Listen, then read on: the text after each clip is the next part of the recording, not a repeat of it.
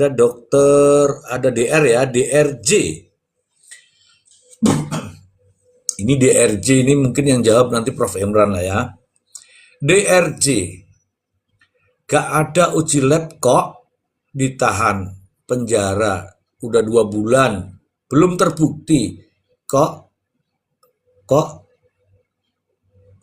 kok beda, kok bisa gitu ditahan lama dengan alasan yang nggak jelas. Dokter J kalau mau naik, saya kasih naik nih Dokter J, atau hanya tapping-tapping saya DRJ. Kalau DRJ mau naik, saya kasih naik nih DRJ, supaya nanti pertanyaannya apa, jawabannya apa, ini oh nggak mau naik, terus maunya cuman apa, cuman tapping-tapping gitu. Oh, lagi makan di kafe, nggak apa-apa, supaya kita lihat kafenya seperti apa, apakah kafenya ada lagu-lagunya, begitu. Oke lah kalau memang ini. Prof, mungkin ada bisa diberi ini Prof. Kenapa dia ditahan sampai sekarang belum. Kalau saya ini Prof, kalau saya ya ini, kalau saya sebagai hakim, saya tangguhkan dulu ini. Biarkan tetap kita berdebat untuk proses pembuktian supaya nggak lama-lama di dalam. Kalau saya, teman-teman setuju ya mungkin teman-teman ya. Izin Prof, karena ini Dokter C tidak mau naik, jadi Prof Imran bisa langsung dijawab terkait dengan proses hukumnya, ya khususnya berkaitan dengan penahanan Prof. Silakan Prof.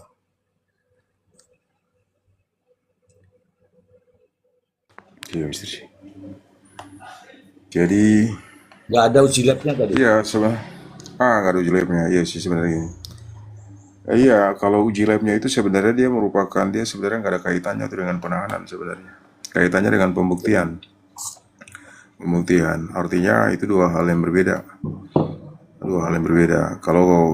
Kalau terkait dengan penahanan itu berarti kan kalau dulu itu kan sebenarnya ada dua syarat Mr. G. Syarat formil yang satu ya syarat objektif, yang kedua itu adalah syarat subjektif. Kalau syarat objektif itu ya ancaman pidananya itu 5 tahun ke atas.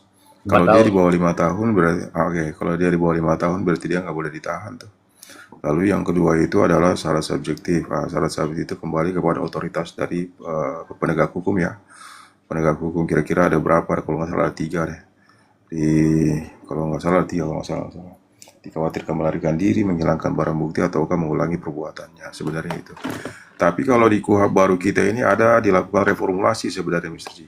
Ya. Kalau saya sendiri sebenarnya ini masih perdebatan ya. Tapi kalau saya sendiri melihatnya itu di pasal 100 itu sebenarnya dia nggak ada lagi tuh yang namanya syarat objektif dan syarat subjektif. Yang ada itu adalah apa? Yang ada itu syarat yuridis menurut saya. Karena subjektivitasnya itu seolah-olah sudah ditiadakan di sana. Sudah ditiadakan. Jadi semua itu bersifat objektif. Cuman mungkin nanti tafsirannya bagaimana, yaitu lain hal. Yang kedua begini, penahanan itu mungkin berkaitan dengan mungkin yang dimaksudkan dengan penahanan kemarin itu, kendati pun ancaman pidananya di atas 5 tahun, tapi itu mungkin berkaitan dengan tidak kooperatif. Karena kan sebelumnya ada wajib lapor ya Mr. J ya? Yap. Wajib lapor. Tapi kemudian kan ada 1 atau 2 kali lah si terdakwa ini nggak mengikuti wajib lapor itu kan, dan memang nggak ada keterangannya juga. Kalau kita ikuti konferensi pers dari penyidik polisi waktu itu kan menyatakan seperti itu, sudah dipanggil 2 kali tapi kemudian nggak hadir, lalu kemudian lakukan penahanan. Itu sebenarnya karena memang konsep dari KUHP baru kita ini sebenarnya dia menghindari yang namanya penahanan. Di penahanan orang tuh jangan sampai ditahan gitu loh. Tapi kalau ditahan itu berarti ada upaya paksanya di sana Mr. G. Ada sesuatu yang bersifat anomali di sana, maka kemudian itu ditahan. Adapun kaitannya dengan hasil uji lab itu sifatnya itu untuk menentukan ada atau tidaknya kandungan yang dilarang dalam produk tersebut. Maka harus dilakukan uji laboratorium dulu kan. Hasil dari uji laboratorium itu barulah kemudian dapat ditentukan tuh bahwa ada atau tidaknya tindak pidana sebagaimana pasal yang disangkakan. Karena ini pasal yang disangkakan itu bersifat kumulatif, ada 2 pasal ya. Satu pasal itu kaitannya dengan pasal apa namanya terkait dengan undang-undang kesehatan, yang kedua itu adalah perlindungan konsumen. Kalau kaitannya dengan undang-undang kesehatan berarti memang wajib untuk dilakukan yang namanya uji laboratorium dulu, uji laboratorium. Tapi kalau misalkan dia kaitannya dengan itu undang-undang perlindungan konsumen, berarti itu menjadi sesuatu yang bersifat fakultatif. Dapat dilakukan, dapat juga tidak. Itu sih. Jadi sebenarnya itu dua hal yang berbeda. Itu Mr. G. Oke, baik. Tuh sudah terjawab ya, Dokter C ya. Dokter C sudah terjawab. Oke, saya ingin narasi begini, kawan-kawan. Ini kan jualan ya, jualan. Jualan itu artinya butuh strategi. Strategi apa? Serta strategi marketing. Ya, bagaimana cara kita menawarkan dan bagaimana kita mengemasnya. Dan sasaran kita kan begitu. Kalau sudah strategi itu sudah susah. Contoh ya, Aqua di Indomart itu 5.000. Aqua di warung kelontong 3.500. Aku kan sering naik kereta itu. Aqua di kereta 10.000. Aqua di kapal laut mungkin 20.000. Jadi posisinya disitulah yang membuat harga menjadi naik. Kaitannya dengan kemasan. Baju sama, baju ini. Kalau baju saya ini dijual di pasar, tergantung kan. Dijual di pasar. Itu harganya ya segitu. Paling top ya di bawah 100. Tapi begitu di toko besar beda lagi harganya. Nah, dari sinilah kita tahu. Jadi tidak sama itu skincare yang mereknya ini kemudian kemasannya hanya kemasan botol ginian. Ya harganya ya di bawah. Tetapi dengan ada botol yang ada yang pencet-pencetnya, saya tak contoh ke ya. Contohnya begini nih. Ya ini agak lebih mahal karena dia main pencet-pencetan. Ya, beda dengan ini yang diceprot-ceprot gitu loh. Nah, kemasan ini juga mempengaruhi harga kemasannya. Baru di dalamnya. Kalau harganya mahal, ya tergantung kemasannya gimana.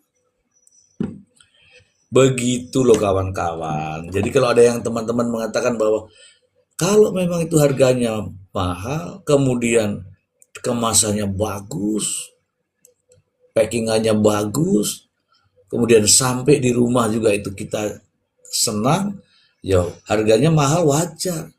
Jangan disamakan dengan punyanya si itu. Ini kalau lebih murah, iya asal di apa namanya cekrek kirim sampai di rumah lo kok ini kan beda lagi gitu ya kawan-kawan ya. Oke, itu. Ini kopi pahit kok diem aja di kopi pahit dari tadi. Sudah makan belum ya?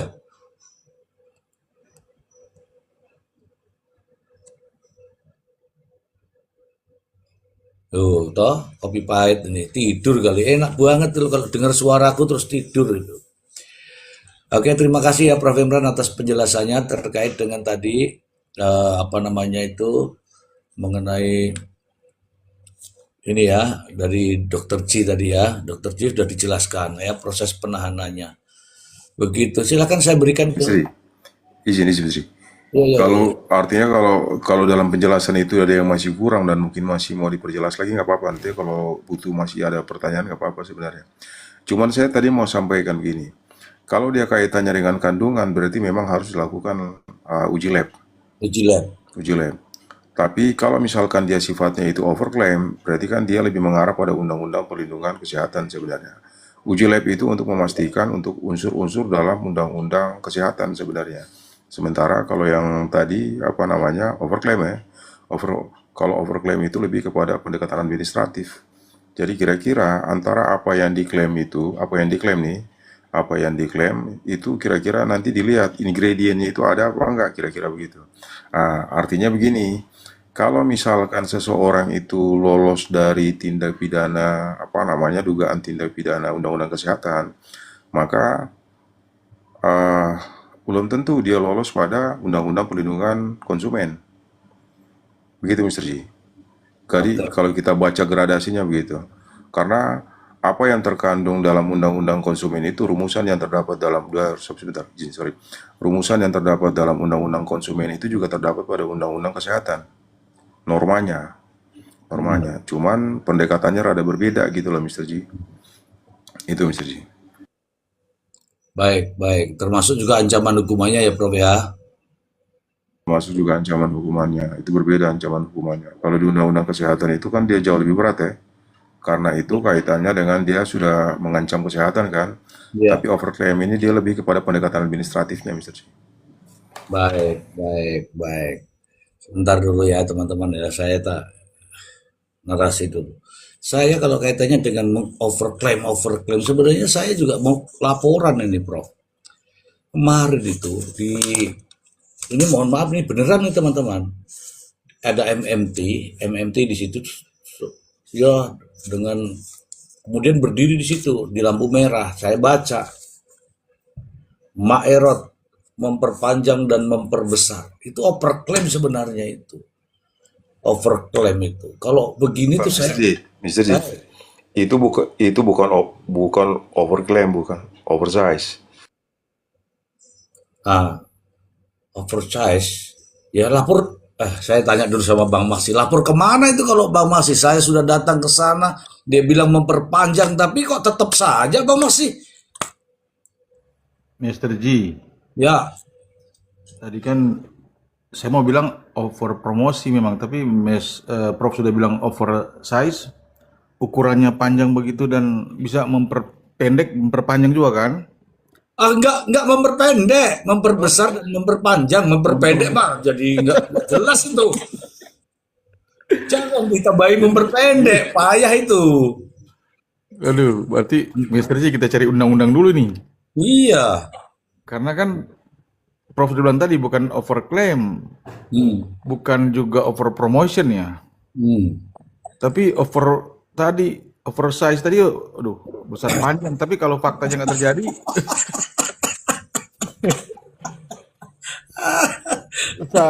kalau saya bilang sih saya putuskan Bang Maksi ya harus bahwa diuji lab. iya Bang Awa. Saya aduh Aduh. aduh ini harus bahas khusus di room ini benar. Khusus itu materi khusus. Jadi terpisah ini terpisah. Terpisah sama dengan Itu tadi. Hmm? Ini bro. itu itu room private boleh. Iya ini khusus ini Mas Lester G. Soalnya bicara ukuran kan ini masalahnya. Panjang dan besar. Iya, itu. Harus diuji juga pembuktian. Iya. Kalau dia bergeser sedikit kan lumayan, berarti panjang dikit. Kalau yang bahaya kalau dia jadi pendek. Ini juga Anda pelecehan. Kenapa saya bilang ini kalau diuji harus dipotong itu. Ini materi bagus misteri khusus nih. Materi ini benar misteri. Kalau tadi kan antara hubungan dengan spiritual itu khusus kalau bicara spiritual. Jadi kalau bicara spiritual dengan masalah tadi panjang dan besar itu khusus Mr. G ini khusus. Iya, ini teman-teman mungkin lihat bukan hanya saya karena teman-teman itu ada di lampu merah itu ada MMT tergantung-gantung itu. Lampu merah kalau pas lagi lampu merah Anda diam, tengok kanan kiri ada di tiang itu tulis Maerot siap memperpanjang dan memperbesar. Ada begitu. Nah, saya tertarik ambil nomornya, alamatnya mana, Sherlock. Kemudian saya ke sana tes. Sampai di rumah masih sama aja. Nah, itulah ya teman-teman ya intermezzo intermezzo. Mr. G itu harus memenuhi syarat formil dan material itu Iya, iya, iya, iya. dalam Iya, tapi pembuktian. kalau harus diuji lab tadi terus harus dibawa dong. Kalau dibawa dipotong itu, nanti dipasang lagi. Bisa.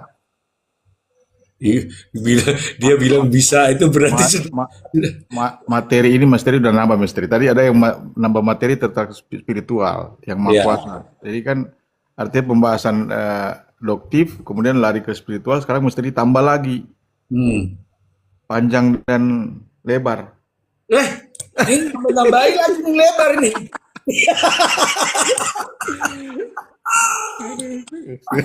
Itu Pak, ini kalau itu mau ukuran kapling, panjang dan lebar. Sekarang kita ke Abah dulu. Abah, terkadang itu di luar sana juga ada produk-produk yang mungkin produk rumahan gitu ya, Pak ya. Ya, Yang tapi tidak tahu di komposisinya apa, ininya apa. Kadang-kadang juga banyak kok yang berdampak. Kalau lah itu produk rumahan, bisa nggak, Bah? Di justru dilakukan. saya ini agak awam yang gini ya. Jadi Hmm. kalau di sini media Indonesia memuat tentang hasil lab yang dilakukan oleh Doktip. Ya. Kemudian itu yang jadi dasar gitu. Apakah memang seseorang bisa mengecek produk orang terus kita melaporkannya gitu? Saya agak awam ini. Boleh itu. Karena Hmm. setelah saya baca ini dari media Indonesia itu, kalau Doktip kan dilaporkannya undang-undang ITE-nya ya. Hmm. Kalau eh, siapa? Richard. Richard itu undang-undang perlindungan konsumennya gitu. Hmm. Nah, kapasitas dia yang saya tanyakan tadi, kok Hmm. bisa menganalisa hasil karya orang lain, apakah dia dari lembaga mana gitu? Itu pertanyaan saya yang tadi. Kok Ya. dia bisa didengar gitu, dipercaya. Nah, dia itu mewakili lembaga mana gitu, Bang Ji. Terima kasih. Oke, wah kalau ini langsung Prof. Emran nih. Karena memang boleh apa namanya, lab kan boleh untuk kepentingannya boleh. Tapi berkaitan dengan proses apa namanya terkait dengan produk itu BPOM lah yang bisa menyampaikan pengumuman terkait juga reviewnya. Dan itu sudah diatur oleh peraturan Badan POM. Silakan Prof, sampaikan nih Abah ini bisa baca media Iya, Indonesia, Pak. Prof. Maksudnya gini, di tambahan sebelum dijawab. Hmm. Apakah dia mewakili BPOM? Kita kan paham bahwa Hmm. yang berhak menguji itu sampai mengeluarkan perizinannya itu baik izin edar, setelah diajukan, oh ini nih produk saya kandungannya ini. Tapi secara individu kita bisa melakukan itu, apakah dia kepanjang tanganan dari BPOM apa seperti apa demikian? Oke, silakan Prof. Sudah itu sudah dipikirkan sama Prof. Emran. Lanjut Prof. Iya, iya, Pak. Nanti tinggal ditambahkan sama Masih ya. Hmm. Jadi ya, Pak, sebenarnya ini kita ini jujur aja, kalau kita jujur-jujuran tuh di negara kita ini memang ada carut marut penegakan hukum. Law enforce itu memang menjadi persoalan di kita di Indonesia. Memang itu salah satu hal yang sebenarnya terlalu terlalu sering menjadi koreksi ya, menjadi koreksi. Yang kedua begini, Pak. Ada prinsip namanya diferensiasi fungsional. Jadi prinsip diferensiasi fungsional itu sebenarnya dia sudah membagi seluruh kewenangan pada lembaga-lembaga tertentu. Katakanlah kalau lembaga kepolisian itu kaitannya dengan penyelidikan dan penyidikan, lalu penuntutan itu ada pada JPU. Mengadili perkara di persidangan itu ada pada apa kewenangan pengadilan, dalam hal ini hakim dan sebagainya. Kaitannya dengan obat dan makanan ini sebenarnya itu secara atributif juga Undang-Undang Nomor 80 tahun, bukan undang-undang ya, Perpres 80 tahun 2017 itu sebenarnya sudah memberikan kewenangan secara atributif kepada lembaga BPOM untuk melakukan pengawasan. Di antaranya juga salah satunya itu melakukan review dan sebagainya. Dan itu sebenarnya secara kelembagaan itu BPOM itulah yang sebenarnya memiliki otoritas untuk kemudian menentukan apa namanya ada atau tidaknya satu kandungan yang dalam obat dan makanan itu mengandung bahan-bahan yang terlarang atau tidak. Itu pun ketika mau dirilis dan sebagainya, produk itu kan izinnya dari BPOM juga sebenarnya. Cuman begini, ada persoalannya itu ada pada pendekatan penanganannya. Memang ketika dilakukan uji ada uji yang saya dengar dari teman-teman dokter Andreas dan sebagainya itu sebenarnya Ada lab mandiri juga sebenarnya yang sudah terakreditasi. Cuman persoalannya tuh begini, kalau kita pakai pendekatan ultimum remedium dalam penanganan perkara, harusnya penyidik ini kan sebenarnya merupakan rekanan dari BPOM ya. Jadi ketika ada satu pelanggaran undang-undang administratif yang bersifat sektoral, harusnya penyidik itu berkoordinasi dengan BPOM. Bila ditemukan adanya suatu pelanggaran ataukah pelanggaran itu sudah levelnya itu sudah tindak pidana, maka rekomendasinya itu datangnya dari BPOM. BPOM lah yang kemudian merekomendasikan itu dengan terlebih dahulu. BPOM itu pendekatannya itu adalah pendekatan tadi itu saya bilang administratif dulu. Harus disanksi dulu secara administratif. Kalau sanksi administratif itu tidak mempan juga, maka kemudian oleh Badan BPOM itu direkomendasikan kepada penyidik polisi untuk dilakukan penegakan hukum pidana. Tapi pertama-tama karena prinsip ultimum remedium itu harus pidana itu dia menjadi sesuatu yang terakhir, dia last source sebenarnya. Pedang terakhir lah katakanlah. Maka pendekatan yang paling relevan itu adalah pendekatan administratif dulu, sebelum sampai pada pendekatan pidana. Itu. Yang kedua begini. Kenapa sampai BPOM penyidik itu berdasarkan laporan dari Doktif itu lalu kemudian langsung diproses. Itu juga sebenarnya menjadi koreksi dalam perkara ini sebenarnya. Itu masalahnya.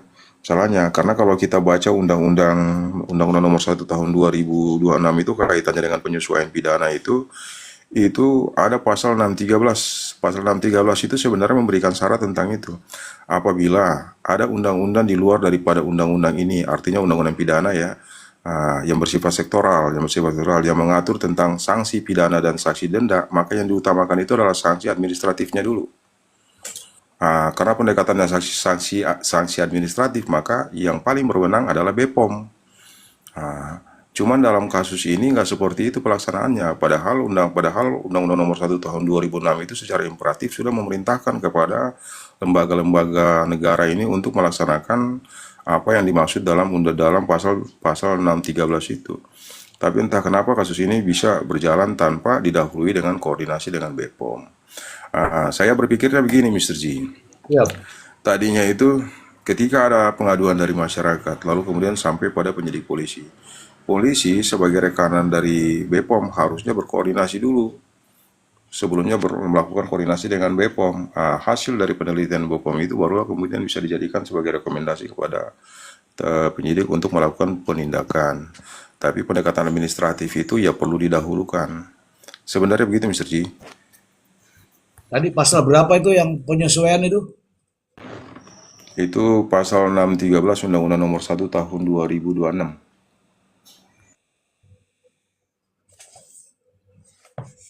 613 ya.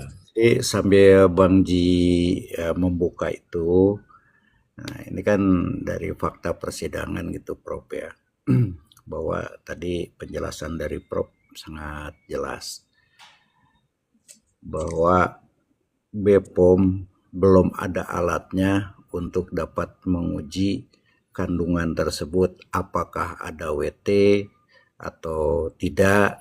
BPOM belum bisa memutuskan itu karena dengan keterbatasan alat.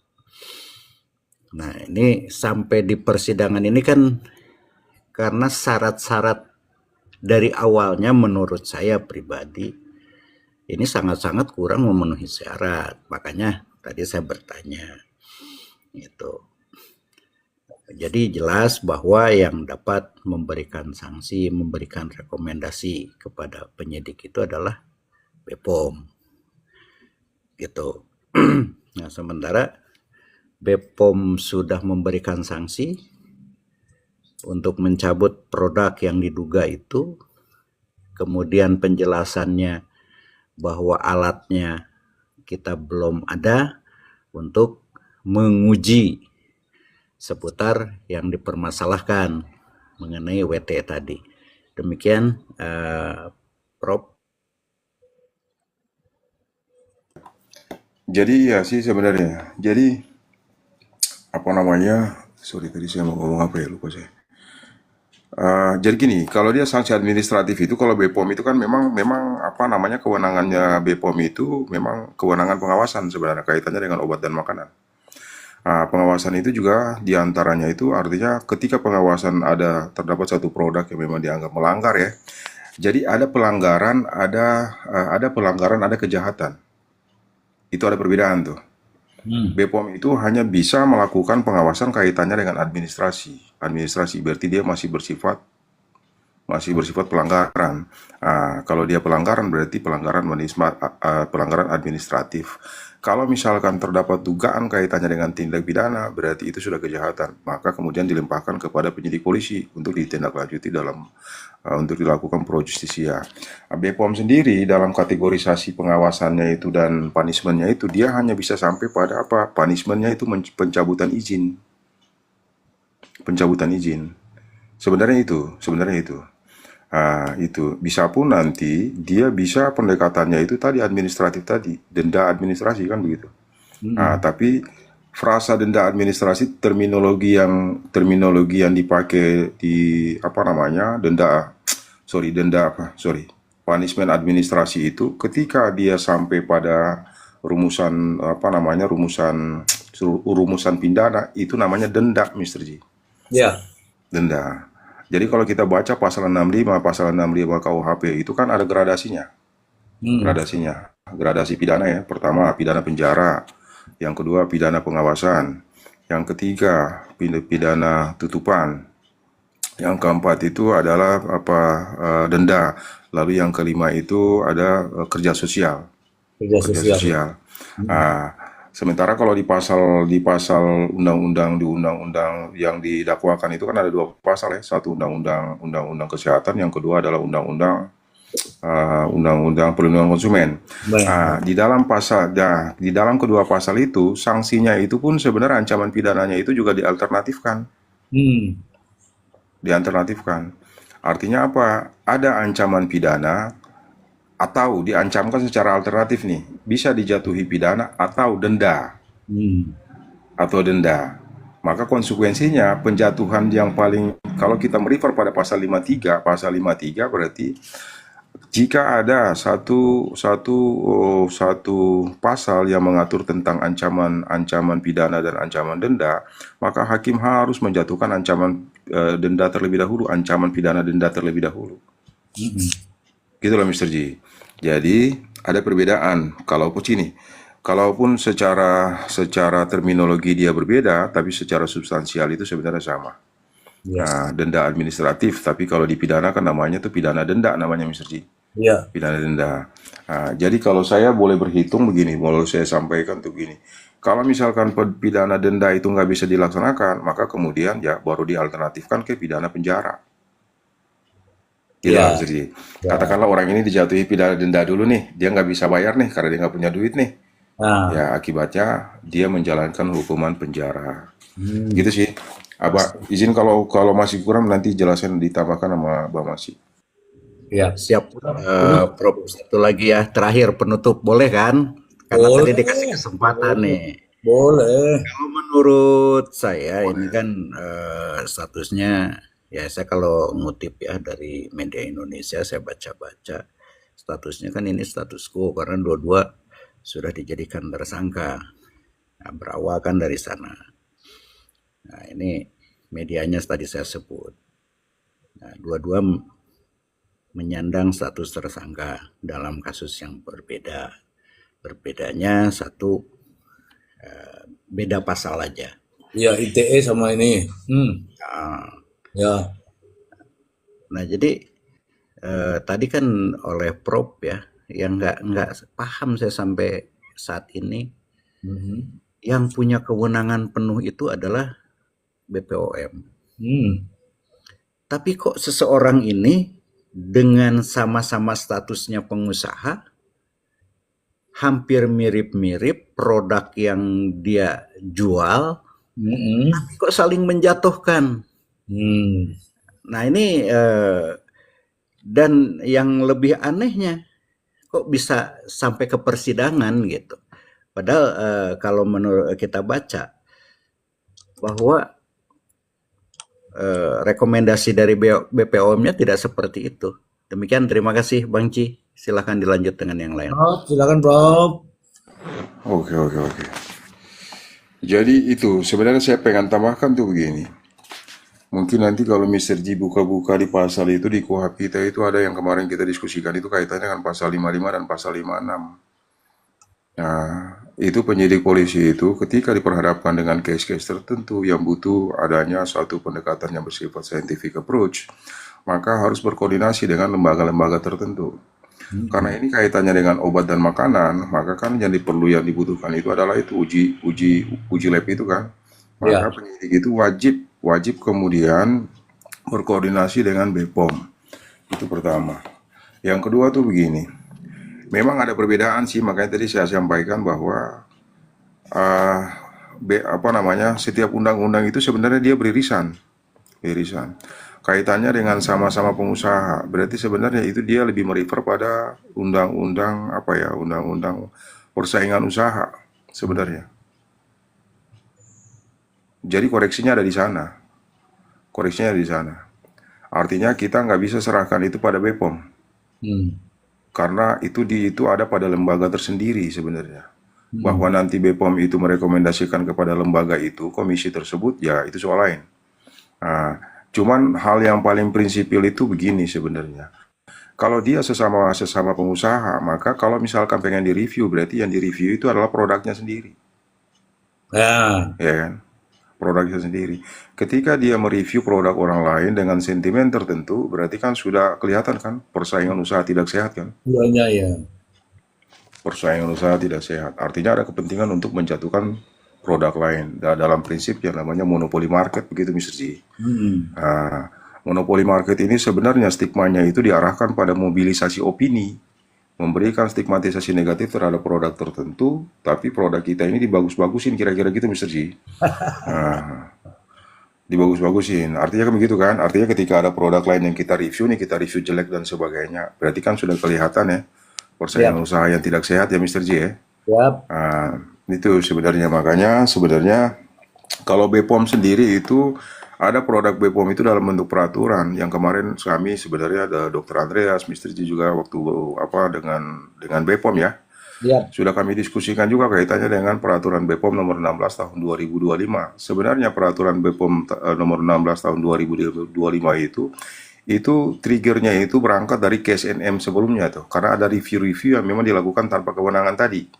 Nah, review-review kayak begitu kan oleh BPOM itu atau kok oleh publik itu kan dianggap merupakan modus operandi kan.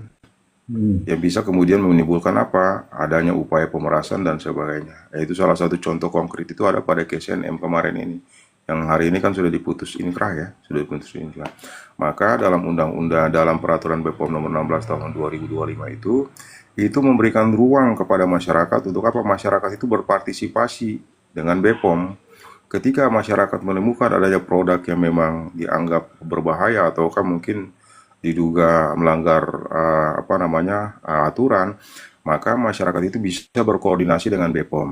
Nah, BPOM kemudian melakukan investigasi dan penelitian. Hasil penelitian itu, kalau misalkan ditemukan adanya dugaan pelanggaran atau tindak pidana, maka BPOM kemudian melakukan rilis. Ya, Mr. J, kalau kita baca di norma pasal 4 kalau nggak salah pasal 4 peraturan BPOM itu menyatakan seperti itu. Hasil rilis BPOM barulah kemudian bisa diikuti oleh publik. Jadi masyarakat ini tidak bisa melakukan review tanpa didahului oleh rilis dari BPOM. Nah, jadi BPOM dulu sudah memberikan justifikasi bahwa sudah menjudgment bahwa produk ini bermasalah dan ditarik dan sebagainya. Nah, barulah kemudian memberikan ruang kepada publik untuk kemudian mereview kembali. Kira-kira begitu sih ya, Pak. Iya. Prof, izin Prof, saya ada satu pertanyaan, Prof. Izin Prof, saya dari tadi sangat menyimak apa yang ditanyakan oleh Abah ini, dan saya juga melihat begini, kenapa ya dia bisa berdiri sangat kuat seolah-olah dia punya wewenang atas apa yang dilakukannya, sementara yang kita ketahui BPOM itu satu lembaga yang sangat kuat yang dibentuk oleh negara dan punya fungsi yang kita semua tahu secara resmi gitu loh.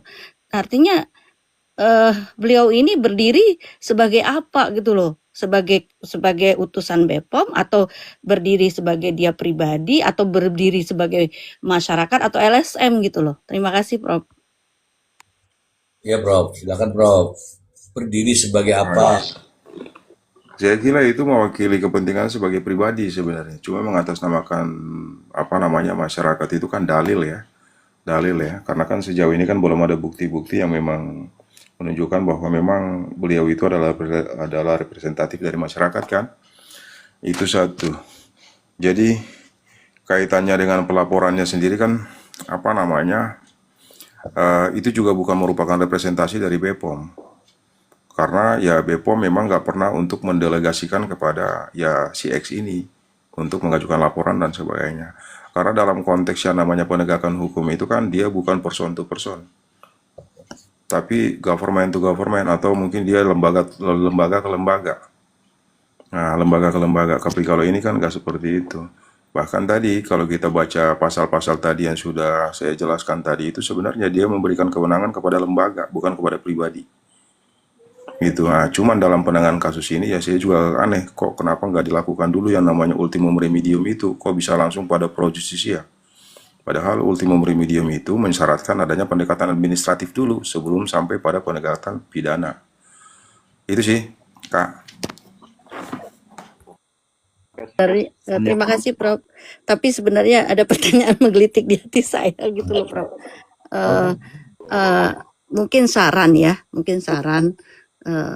mudah-mudahan BPOM lebih tegas lagi, lebih menertibkan lagi agar tidak terjadinya oknum-oknum yang seperti ini gitu loh. Jadi kita sebagai masyarakat tidak lagi mendengar satu hal keributan di medsos yang tentang permasalahan kecantikan ya, kosmetik atau apalah.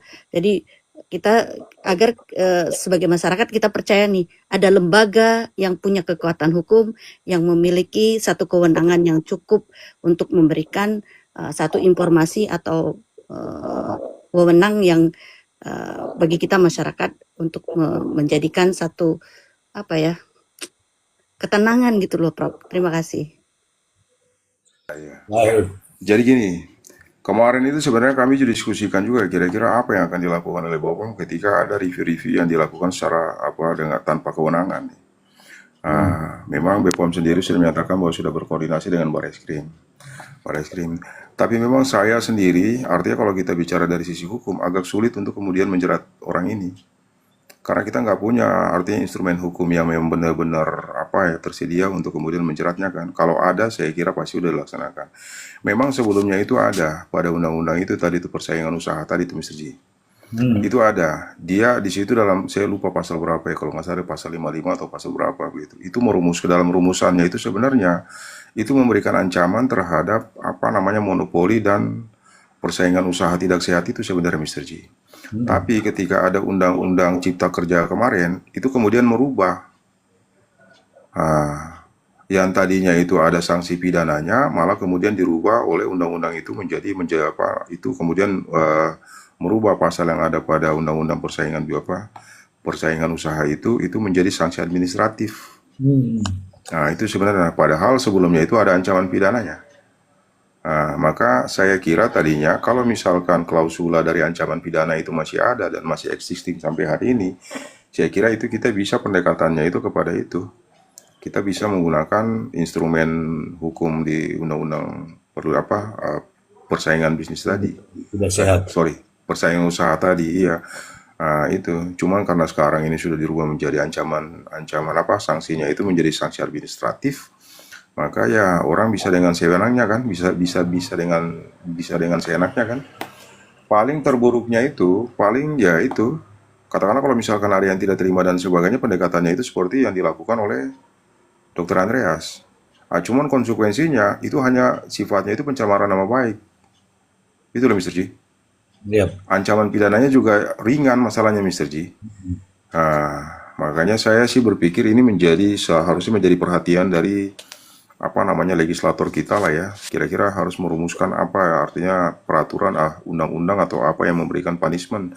Punishmentnya itu juga harus pidana untuk menimbulkan efek jerah. Kalau enggak kan begini kan, ya iya kan, orang bisa dengan seenaknya kan. Ya, dan dikhawatirkan seperti itu, ada motif ekonomi di belakangnya kan. Nah, motif ekonomi itulah yang kemudian kemarin yang ya pada kasus MNM kan sebenarnya motif ekonomi juga sebenarnya. Itu sih Kak Nur.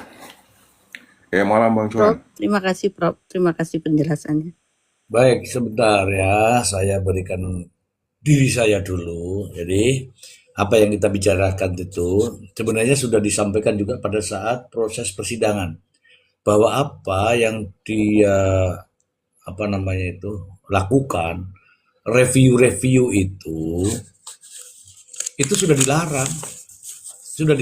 Tapi namanya bandel ya begitu itu. Nah, akhirnya pada saat sidang itu ditanyakan oleh pengacara Dr. Richard Lee, apa dasar Anda melakukan bla bla bla bla bla? Bukan tidak ada hasilnya, kemudian Anda membuat statement seperti ini, apa dasarnya? Nah, akhirnya dia mengatakan sebagai seorang dokter, nah gitu ya, sebagai seorang dokter. Ini adalah pengalaman pribadi, pengalaman sebagai seorang dokter. Kemudian juga dibacakan oleh pengacaranya, yaitu pasal 237 ayat 4, pendapat. Pendapat atau rekaan yang diperoleh dari hasil pemikiran belaka bukan merupakan keterangan saksi. Artinya, itu tadi ya teman-teman. Bang Maksi mau kemana Bang Maksi? Oh, ya silakan Bang Maksi. Loh, oh Bang Maksi undur diri. Oke ya teman-teman ya. Jadi kalau yang disampaikan dia pada saat sebagai saksi, dia mengatakan bahwa itu adalah pengalaman dia. Kalau pengalaman dia kan bukan ahli kan, karena pengalaman dia sebagai dokter, ini sebagai dokter ya, karena dia tidak sebagai ahli, maka dia anggap sebagai pendapat atau rekaan yang diperoleh dari hasil pemikirannya belaka, bukan merupakan keterangan saksi. Oke. Itu kaitan dengan apa yang ditanyakan oleh ibu itu. Kenapa Ibu Hajah? Kenapa tidak ada yang ini? Ya kita tunggu Bu. Ketika dia memberikan keterangan, kesaksian di persidangan, jika kesaksian itu tidak sesuai dengan fakta, hakim juga akan mengambil langkah bahwa kesaksian itu tidak sesuai fakta. Keterangan saksi yang disampaikan atau keterangan yang disampaikan oleh saksi di depan hakim, jika keterangan itu kan dia disumpah kan,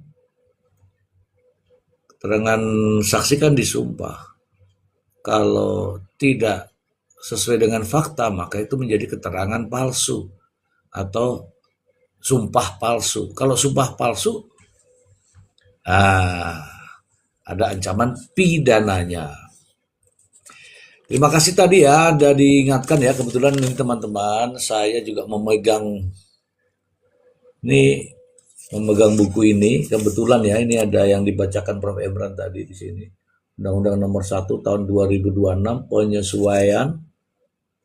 penyesuaian pidana ya beserta unsur-unsurnya. Saya bacakan ini. Nah, ternyata ada semua nih. Jika pasal berapa tadi, 69 ya, kalau nggak salah di pasal berapa tadi Prof? Profnya mental. Hah? Bener ya 69 ya? Nggak bagus. Ya 69 nih. Ya. Nah, berapa sih tadi tuh?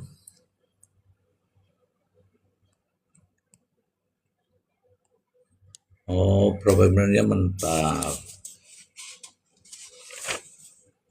Ji, Nah, ini satu lagi kita diskusi ringan aja. Kalau kita melihat case seperti ini, artinya saya juga berpikir, misalnya saya bergerak di produk minuman yang ada rasa. Saya mencoba mengutak-ngatik produk hasil orang lain. Saya nggak menyebutkan namanya ya. Nah, kemudian saya uji lab, apakah sesuai tidak, kan di situ suka ada SNI, BPOM, apa dan seterusnya. Ya. Kemudian setelah saya hasil uji lab, saya yang berkoar-koar, saya yang menjelek-jelekan misalnya. Sementara kan kalaupun ada indikasi itu, saya hanya bisa menyampaikan ke BPOM tadi. Ya, BPOM. Betul kan? Nah, ke Betul. BPOM nanti sanksinya terserah BPOM. Iya, Bukan saya yang menentukan. iya. Nah, ini menurut saya kalau udah melebihi batas seperti ini adalah merupakan presiden buruk buat penegakan hukum di negeri ini. Thank you. Oke, benar tuh Abah. Jadi bahkan Kepala Badan POM sendiri yang bernama Taruna Ikrar Taruna sudah menyampaikan, sudah nunjuk hidung sebenarnya. Kalau dokter ini ada kepentingan apa ini? Apakah ada kepentingan ekonomi? Nah, begitu kan? Kalau memang demikian, ya bukan saya yang menindak, pasti Bareskrim yang akan menindak. Itu Taruna Ikrar tuh sudah ngomong begitu. Taruna Ikrar itu siapa? Kepala Badan POM. Nah, masalahnya kapan nih Kepala Badan POM akan menyampaikan bahwa ada orang seperti itu yang mencari keuntungan dengan seolah-olah bekerja sebagai BPOM, seolah-olah ya. Karena apa? Semua pekerjaannya dia harus dibatasi karena tidak memiliki kapasitas, ya kan? Tidak memiliki keahlian di bidang itu dan tidak diberikan wewenang. Harusnya BPOM nih, kepala BPOM ini segera sampaikan ke Bareskrim karena itu ucapannya kepala BPOM sendiri. Ya, hati-hati dokter kalau memang ini terkait dengan hal berkaitan dengan ekonomi, maka nanti ini dilarang mereview. Sudah itu semua sudah ada. Bahkan selain ucapannya langsung juga diatur oleh peraturan Badan POM nomor 16 tahun 2025 sudah itu sudah dijelaskan. Oke, Abah, tunggu aja Abah. Terima kasih Bang Ji, terima kasih penjelasannya. Ya. Ini ada pasal 615 ya yang berkaitan tadi di ini ya. Kebetulan nih teman-teman ini saya pegang undang-undangnya soalnya. Di sini mengatakan ayat 1, pada saat undang-undang ini berlaku, undang-undang ini ya, dan ini berlaku, setiap undang-undang dan peraturan daerah yang memuat ketentuan pidana harus menyesuaikan ketentuan buku ke-1 undang-undang ini. Oke. Ayat 2, ketentuan mengenai penyesuaian ketentuan pidana sebagaimana dimaksud ayat 1 diatur dengan undang-undang. Tadi juga sudah dibacakan sama Prof. Endang. Kemudian ayat 3-nya, dalam hal undang-undang di luar undang-undang ini, ya itu tadi yang kaitannya dengan undang-undang konsumen dan kesehatan, merupakan undang-undang administratif yang bersanksi pidana. Upaya pembinaan dan penerapan sanksi administratif atau sanksi lainnya harus didahulukan penerapannya daripada penerapan sanksi pidana. Di Undang-Undang Kesehatan juga ada itu, di Undang-Undang Konsumen juga ada itu. Jadi hakim juga harus berpedoman sama ini, Kim. Luka raketok, Kim. Nah, ini Kim. Kim ya, nanti ini saya akan ulas tersendiri pasal 613. Ya. Memang sekarang ini banyak undang-undang ya, nggak apa-apa, kita belajar semua. Begitu. Oke, saya ucapkan selamat datang. Di sini ada Lili, halo toko Lili. Kemudian ada Bang Cuan, silakan. Lili sama Cuan bersamaan kalau bisa. Malam, Mister Z. Ya, selamat Ah, malam, Prof. ya, ya. Iman, Bang Abah, Kopi Pahit, Mister Lili, dan Ibu Hajanur ya. Kalau Ya, saya sih akan review gini ya, Mister Z ya. Jadi boleh. masyarakat kita juga kan harus aware gini ya. Ini kan yang dilaporkan oleh Doktiv ini kan tentang undang-undang kok yang konsumen ya. Nah, kita balik lagi gini, itu kan pada saat persidangan dari PH-nya ini kan artinya kan berhak untuk menanyakan produk yang yang Doktiv beli itu melalui toko yang mana, kan seperti itu kan, betul nggak? Hmm. Nah, jadi fakta bahwa produk yang dibeli Doktiv ternyata disebut berasal dari toko pihak ketiga, bukan dari yang Dokter Richard Lee ya, betul nggak, Ya, Mister Ji? bukan, Seperti bukan. itu. Ya. Nah, seperti itu. Nah, itu sah-sah aja buat Dokter Richard Lee untuk pembelaan. Kenapa? Jangan salah.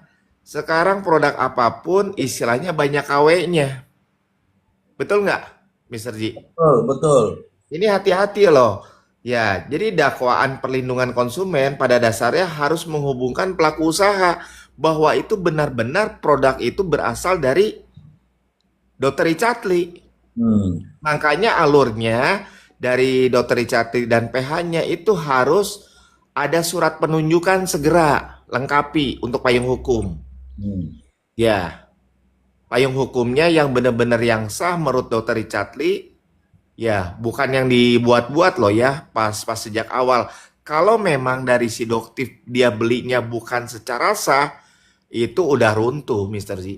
Ya, Udah jelas runtuh. berarti perolehan barang bukti gitu ya. Oh iya dong. Nah ini ya saya harap ya Dokter Richard dan PH-nya segera buat surat penunjukan secara bisnis.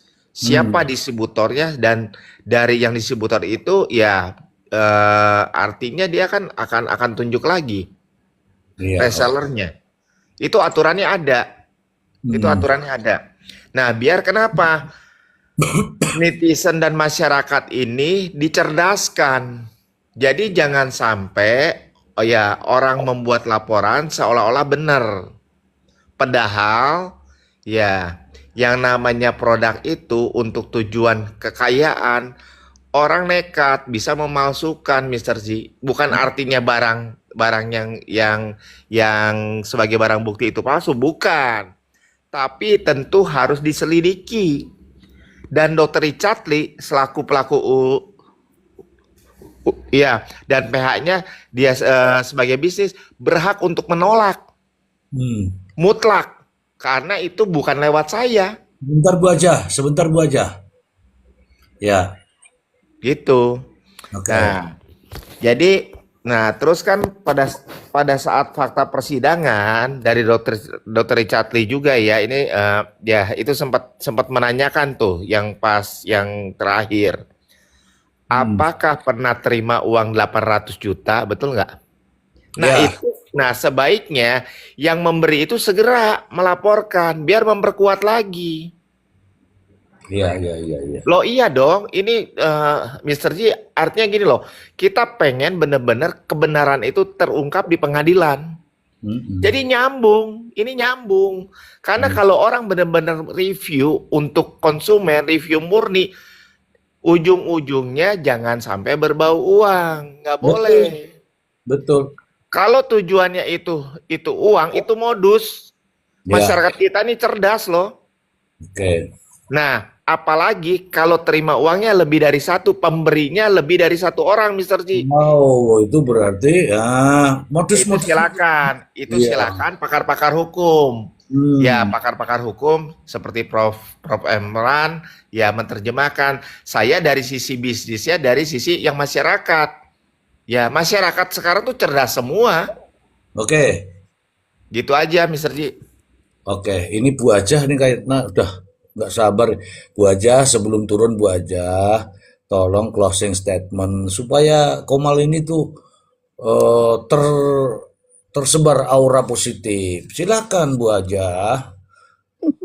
Aduh, mata saya itu sudah ndak bisa kerjasama lagi sebenarnya.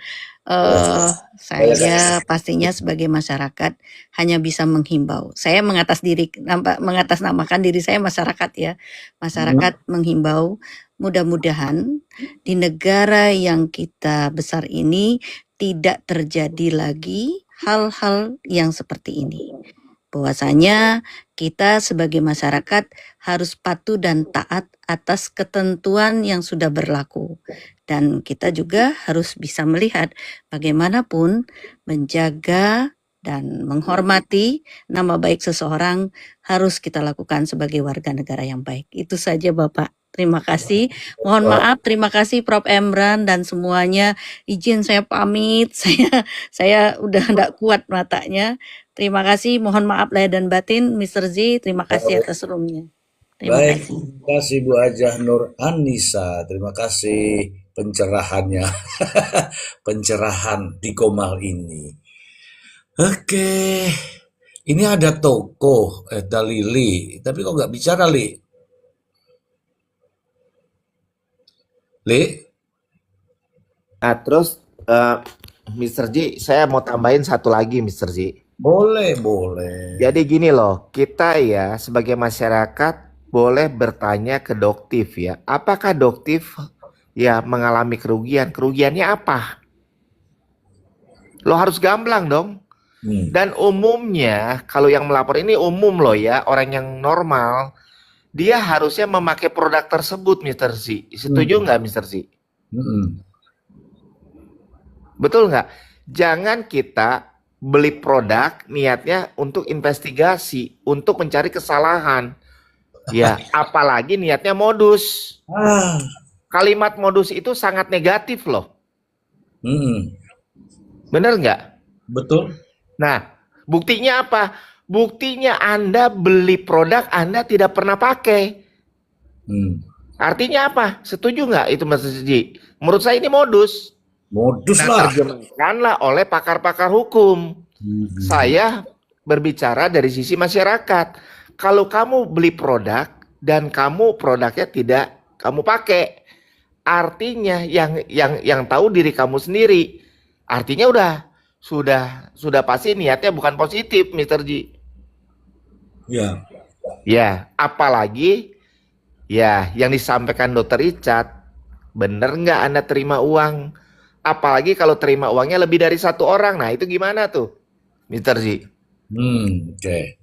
Ya, oke, saya mengatakan saya sependapat dengan Anda. Yang begini-begini ini modus. Nah, tapi masalahnya apakah orang-orang itu mau melaporkan? Kalau gue sih siap-siap aja. Apakah orang-orang yang merasa dirugikan itu mau tidak? Percuma saya, Anda, Prof. Emran, Abah, kita berkoar-koar. Tuntut. Tapi yang bersangkutan sendiri kagak mau melapor, biarin aja katanya rugi 800 juta. Katanya, kalau begitu biarin aja rugi 800 juta. Jadi repot juga kan? Ya setidaknya kita hanya bisa bersuara bahwa apa yang dilakukan oleh dokter detektif ini adalah modus yang hanya untuk memperkaya diri sendiri tanpa memiliki kapasitas, tanpa memiliki memiliki kewenangan, ya kan? Tanpa itu semua. Tetapi Mr. Z, ya. Ntar dulu. Tetapi Ya, silakan. memperoleh uang dari situ. Bahkan orang-orang yang tidak mau bekerja sama dengan dia, tidak mau mengikuti perintah dia, justru dilaporkan secara pidana. Ini sebenarnya teman-teman. Nah, teman-teman harus sadar nih, kita semua, termasuk orang-orang yang merasa dirugikan. Oh, ternyata selama ini adalah pemerasan. Ya silakan dilaporkan. Kita sih mendukung saja, mendorong. Demikian, cuan.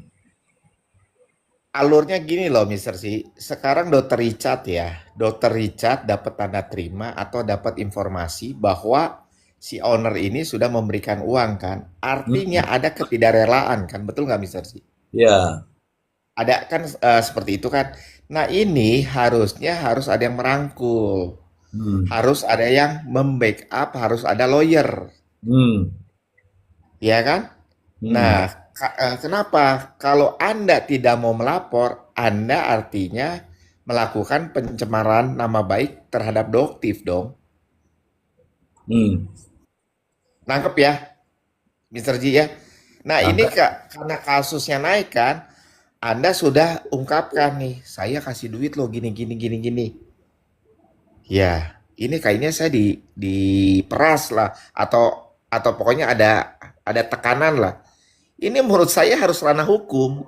Hmm, Tinggal ya si owner ini yang sudah cerita ke Dokter Richard yang beberapa orang dia sudah kasih uang, ini betul-betul harus dijernihkan cara berpikir ya dan dia akhirnya saya yakin akan melapor Mister Ji. Saya yakin itu. Tapi iya, kalau misalkan dia sudah keluar duit, suruh jalan sendiri, suruh mikir sendiri, tidak akan Mister Ji. Tidak akan. hmm, Kenapa? Dia puyeng kok. Buktinya puyeng kenapa? Dia sudah mau keluar duit. Itu kan orang pusing. hmm, Saking pusingnya. hmm. Saking pusingnya. Apalagi Tapi besar. kalau dia jumpa dengan pe, pebisnis yang siap fight, walaupun salah, dia fight. Daripada gua diperes nih, gua bagus ke pengadilan. Gua dibui lah. Itu yang benar-benar punya integritas. Hmm, Nah, kalau si Dokter Richard dengan PH-nya udah dapat sumber informasi ini, ya, justru mereka harus kita rangkul. Artinya mereka sadarnya telat nggak apa-apa daripada tidak sadar. iya betul. Bener nggak? Ini bener-bener harus ada pelaporan, Mister Ji. Harus didorong. Hmm, Ya, misalkan kalau enggak, artinya ya apa yang Anda sampaikan, Anda ya ini artinya ya melakukan pencemaran nama baik. hmm. Oh iya dong. Kalau Anda berani mengungkap ini, ya udah fight aja. Negara kita negara hukum kok. Buktikan ya. Loh iya, justru dia enak. Kamu sudah memberikan tanda terimanya ada. Ya kan? Apakah Hmm, itu tunai, apakah transfer, apakah dia transfernya lewat nama siapa, nama pegawainya kek atau siapa kan banyak cara. iya. Tapi penyidik pasti akan hebat lah. Ya, menurut saya PH-nya Dokter Richard jangan hanya omon-omon, misal itu terima duit nggak gini. Ini nggak boleh, menurut saya harus naik. Harus ditindak Sumber lagi. informasi itu, nah, Mister Ji harus dorong kayak gitu. Artinya kenapa? Ini masyarakat nunggu loh ini. Iya. Termasuk ya yang sudah jumpa Ivan dengan Doktif, bener jumpa apa enggak nih? Hmm, Ini harus naik menurut saya. Kenapa? hmm, Ini masyarakat kita nih nunggu sekarang. Ya, kredibilitas ya pengadilan kita seperti apa? Penyidik kita seperti apa? Jangan sampai nanti masyarakat ya menjadi krisis kepercayaan. Oh, hukum kita seperti ini, maaf kata, seperti dagelan. hmm, Ini dagelan loh. Ini ujungnya kita bingung ini. Ini ujungnya akan seperti apa? hmm. Iya kan? Oke. Nah, sekarang oke kita hargai. Doktif sudah melaporkan mewakili konsumen katanya. Udah. Ini kasus yang akan beda lagi karena dari Dokter Richard sudah menyampaikan Anda terima duit nggak? Ini harus kita tunggu Mister Ji. Ini harus didorong PH-nya. Kalau udah fight sekalian. Betul, Jangan betul. nanggung. Menurut saya gitu Mister Ji. Makasih Mister Ji. Keren tuh, supaya tahu nih bahwa kelakuannya seperti ini. Betul itu. Saya coba nanti menyampaikan ya. Bang, Ini toko. satu lagi, Bang Ji, pertanyaan. Boleh, boleh, boleh, boleh. Apakah dalam kasus pidana, saya misalnya tidak punya kewenangan, tiba-tiba saya melaporkan ya konsumen, nah, kemudian ditanggapi, nah, itu menurut aturan yang ada boleh atau tidak? Terima kasih Bang Ji, sebelum saya turun. Ya daripada ditanggapi nanti tiba-tiba turun, mendingan saya nggak tanggapi. Ngapain nanggapi tapi turun? Ya kan diem dulu, nanti pamit gitu loh Bang Ji. Enggak ah, enggak. Aku nggak rela nanggapi. Saya Oke, kira udah jam setengah satu Bang Ji. jadi ada delik ya, ada delik ya, yang sifatnya delik aduan.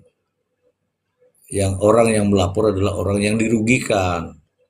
Tapi ada delik juga material, tidak perlu ada kerugian. Nah, kalau berkaitan dengan eh, konsumen, ya orang itulah yang seharusnya. Tetapi kalau orang itu tidak melapor, kemudian orang lain yang melapor, justru menimbulkan pertanyaan. Karena di dalam undang-undang kan ada aturannya. Siapa yang menjadi korban, siapa yang melaporkan kan ada. Sebenarnya sudah jelas semua sih. Tapi ketika Tuh. silakan Abah. Ya, makanya saya bertanya seperti itu, dia kerugiannya kan apa? Ini Kalau ya, nggak ada kerugian. Ini aja seolah-olah merasa bahwa dari perjalanan ini, versi saya ya, selaku hmm, masyarakat, kalau memang ini persaingan usaha, ya tidak seperti ini persidangannya. Sajikannya dengan versi yang memang persaingan usaha. iya benar, benar.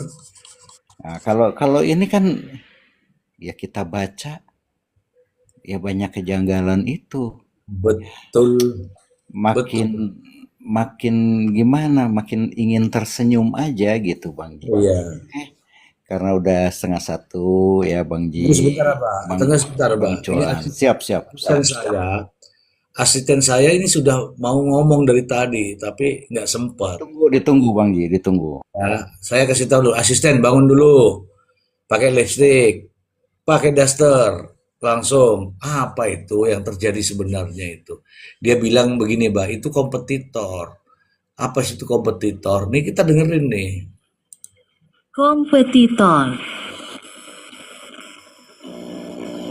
Apa loh kompetitor itu apa? Kompetitor adalah pihak baik individu maupun perusahaan maupun organisasi yang menawarkan produk atau layanan serupa dan mengincar target pasar yang sama. Udah sampai di sini dulu udah dapat produknya serupa skincare, pasarnya sama online, emak-emak semua tuh, ya kan? Menawarkan kecantikan sama semua ini. Itulah yang dikatakan sebagai persaingan. Tapi nyatanya ya begitulah. Gitu Abah. Ini bagus sekali tuh masukan dari Cuan tuh. Nanti saya akan berkomunikasi untuk eh, tidak lanjut seperti itu. Untuk apa disuarakan di persidangan kalau nggak ditindaklanjuti dengan laporan? Kan begitu. Ya Cuan ya. Ya, ya, setuju. Setuju, Mr. J. Oke. Maksudnya ini pokoknya pengadilan kita harus terang benerang lah. Semuanya harus apa yang si owner sudah menyampaikan ke dokter Richard, memberikan uang, tanda terima. Ini kan kasus hukum, bukan omon-omon di warung kopi. Iya, betul sekali. Ya, Abah silakan Abah namanya tutup. Ini ya kita closing langsung. ya Langsung Abah yang tutup nih. Silakan Abah. ya namanya juga kan dugaan-dugaan. Oh, ini udah transfer, itu kan baru dugaan. Secara bukti kan kita juga nggak tahu ya. Apakah betul sudah diterima melalui transfer kah, diantarkan kah, apa itu kan butuh waktu untuk penyelidikan seperti itu. Nah, cuma dalam hal case ini makanya saya tadi sering bertanya baik kepada Prof, ke Bang Ji. Saya nggak paham gitu. Kok tiba-tiba dia bisa melakukan uji lab, kemudian dia juga tampil paling depan dalam pelaporan ini. Jadi aturan yang mana yang dipakai? Nanti si Abah juga akan belajar lagi, akan baca-baca lagi. maupun itu delik aduan apa namanya. Nah, kita lihat dulu peraturan yang ada yang sehingga perkaranya bisa masuk sampai kepada persidangan. Demikian Bang Ji, Kopi Pahit, Toko Mal, Bang Cuan, terima kasih banyak. Assalamualaikum warahmatullahi wabarakatuh. Terima kasih. Waalaikumsalam teman-teman, karena waktu juga yang memisahkan kita, ya kita berpisah untuk sementara ini. Kita ketemu lagi besok malam minggu. Kita hadir Baik, Mr. narasumber yang hot, oke? Ya, oke, makasih semuanya. Selamat malam semuanya, pagi. Terima kasih semuanya. Terima kasih Abah, terima kasih Cuan. Teman-teman semua, kita ketemu besok lagi dengan narasumber-narasumber yang mantap. Ini juga nih buka kedok nih sangat bagus ya. Tolong berikan informasi-informasi untuk kita agar kita bisa menyampaikan informasi ini dengan benar. Terima kasih buka kedok dan kawan-kawan semuanya yang ada di bawah. Ketemu lagi lain waktu. Bye-bye.